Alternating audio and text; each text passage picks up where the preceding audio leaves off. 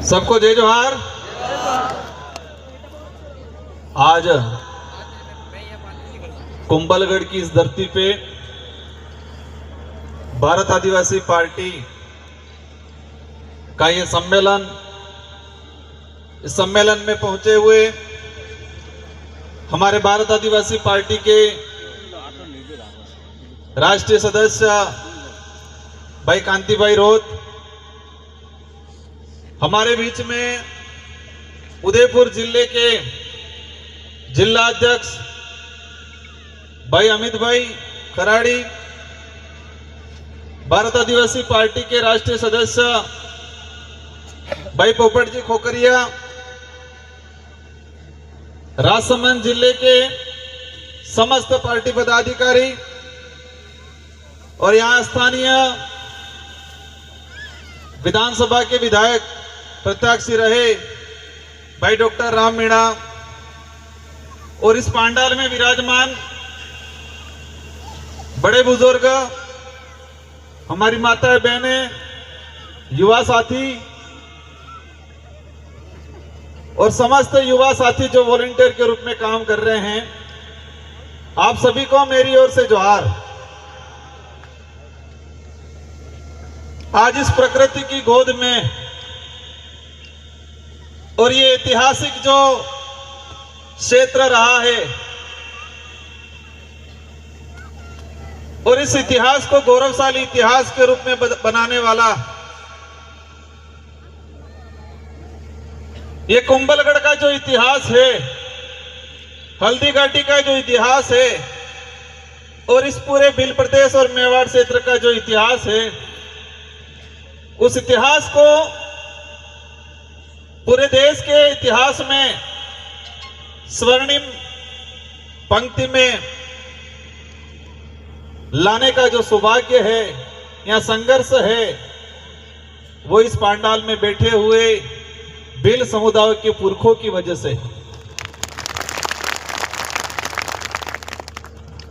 आज हम इस मोड़ पे खड़े हैं, एक तरफ तो अपने आप को गौरवान्वित महसूस कर रहे हैं कि हम वो भील समुदाय से आते हैं, हम वो देश के मूल मालिक हैं और इस क्षेत्र के अंदर वीर शिरोमणि महाराणा प्रताप के साथ मिलके कंधा से कंधा मिला के हल्दी घाटी का युद्ध हो, दिवेर का युद्ध हो, जितने जो महापुरुष,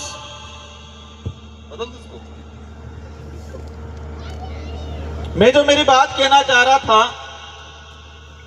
कि हम एक तरफ गौरवान्वित महसूस कर रहे हैं, गौरवान्वित इस बात के लिए महसूस कर रहे हैं कि इस अरावली प्रवृत्त श्रृंखला के अंदर बप्पा रावल से लगा के 800 ईस्वी से लेके 1600-1700 ईस्वी तक जो वो काल रहा, उस काल के दौरान जितने भी जो युद्ध हुए, उन युद्ध में भारी संख्या में हमारे पुरखों की सेना हुआ करती थी और कई बलिदान दिए, कई युद्ध जीते और उस बात के लिए हम गौरवान्वित महसूस करते हैं। दूसरी ओर आज हमें पीड़ा है, आज हमें दुख है, तकलीफ है और इन दुख और तकलीफ के साथ गुस्सा भी है और वो गुस्सा और तकलीफ इस बात का है कि क्षेत्र के गौरवशाली इतिहास को, इतिहास के स्वर्णिम अक्षरों में लिखाने का जिस समुदाय का योगदान रहा और उस भील समुदाय के साथ आज इस क्षेत्र के अंदर छुआछूत, भेदभाव, हीन भावना की सोच, शोषण की नीति, एट्रोसिटी, हमारी बहन बेटियों के साथ गलत दुर्व्यवहार और हमारे जल जंगल जमीन को हड़पने का जो षड्यंत्र किया जा रहा है।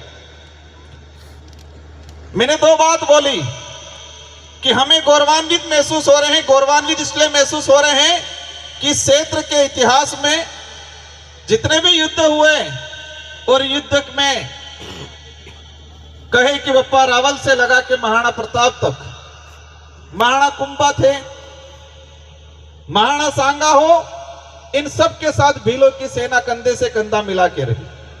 उस बात पे गौरव है, हमें गर्व है। लेकिन तकलीफ इस बात की है कि आज आजाद भारत में उस समुदाय के साथ हीन भावना की दृष्टि से देखा गया है। आज क्या स्थिति बन रही है? मैं कुंभलगढ़, राजसमंद, गोगुंदा, इस इलाके का कभी हम न्यूज़पेपर में पढ़ते हैं कि आदिवासी समुदाय का सरपंच है, एससी समुदाय का सरपंच है, सरपंच तो भेड़ बकरी चरा रहा है और कोई ठेकेदार सरपंच पंचायत चला रहा है। ये हालात बना रखे।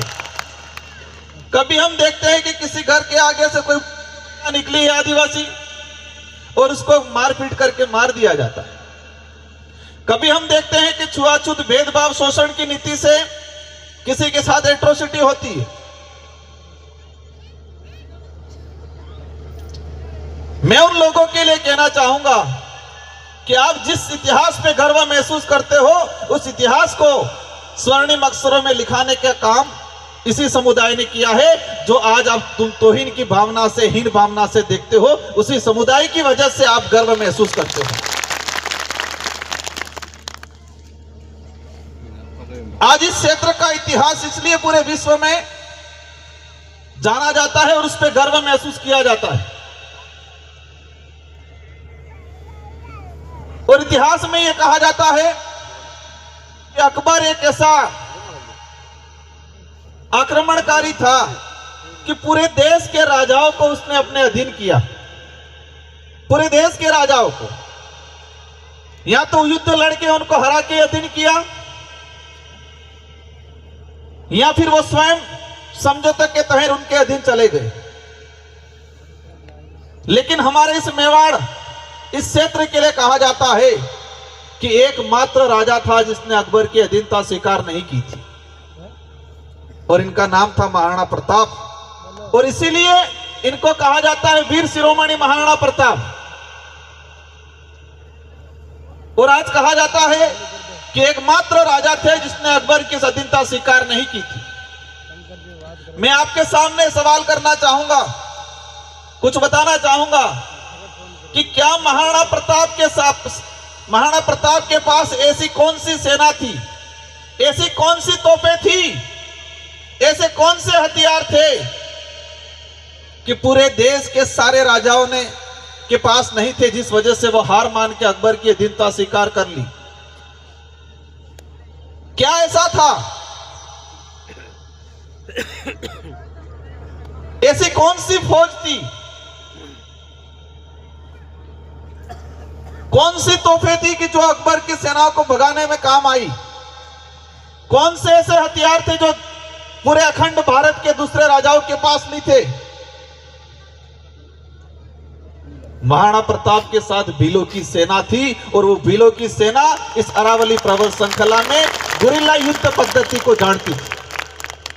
और गुरिल्ला युद्ध पद्धति से हमने खानवा से लगा के अधिकतर युद्ध जीतने का काम किया।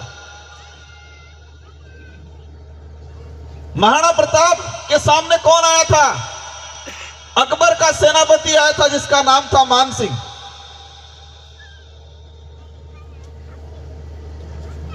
महाराणा प्रताप के दो भाई थे, शक्ति सिंह और जगमाल। महाराणा प्रताप के सगे भाई थे शक्ति सिंह और जगमाल। वो स्वयं अकबर के लिए मान सिंह से जाके मिल गए थे। महाराणा प्रताप के लिए इतिहास में कहा जाता है कि जंगलों में गए, घास की रोटियां खाई, भील समुदाय, आदिवासी समुदाय के बीच में रहे। वो घास की रोटियां क्या थी? जो आज मिलेट्स बोला जाता है, रागी, बरी, मतलब वो कहा जाता है मिलेट्स। बाजार वाले लोग, बड़े बड़े लोग कहते हैं कि मिलेट्स की रोटी खाओ, वही मिलेट्स थी, घास की रोटी। हमारे बाप दादा हमानी रोटी, कोरीनी रोटी, बाजरीनी रोटी, अणी रोटी खाता था। हम इतिहास के पन्नों में पढ़ते हैं, वीर विनोद में पढ़ते हैं